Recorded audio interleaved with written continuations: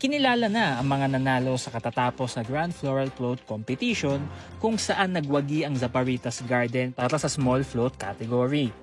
Sinundan naman ito ng Wood Rock and Flower Group at ng Wilcon Depot. Para naman sa medium float, nagwagi ang floral float ng Mang Inasal. Sinundan naman ito ng Zaparitas Garden. At pangatlo naman ang floral float ng Chowking.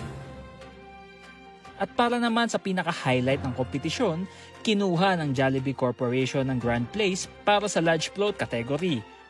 First runner-up naman ang McDo at second runner-up naman ang Tieza. Naging matagumpay ang Grand Floral Float Parade dahil na rin sa dami ng nakaisa sa naturang event. Dahil ngayong taon, 42 floral floats ang nagbigay kulay sa Grand Floral Float Parade. Mas marami kung ikukumpara nitong 2024 na 33 floral floats. Dagdag pa rito ang zero crime incidents nitong kasagsagan na mga parada at ang maayos na galaw ng trapiko nitong Sabado at Linggo. Because as reported the other day, there had been no reported criminal activities during the conduct of the parades. To say nothing of the smooth flow of the traffic immediately after the two major parades. So I guess it's safe to say that we're quite happy with the results of this year's celebration. Lubos ang pagpapasalamat ng Baguio Flower Foundation sa lahat ng mga volunteers, partner agencies at sa lahat ng nakisaya at sumunod sa rules and regulation na itinakda ng BFFFI.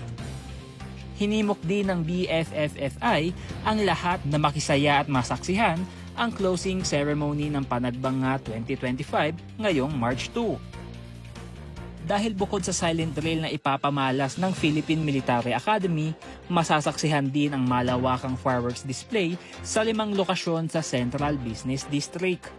Suportahan natin yung mga concerts that are upcoming on the 28th and March 1. Yung sa March 2, may silent drill po ang ating Philippine Military Academy and of course the grand fireworks display on the 5 stations.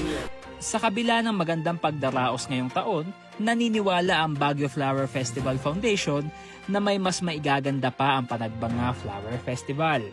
Kaya naman ayon sa BFFFI, dapat pakaabangan ang 30th edition ng Flower Festival next year dahil mas magiging enggrande at makulay ang Panagbanga 2026.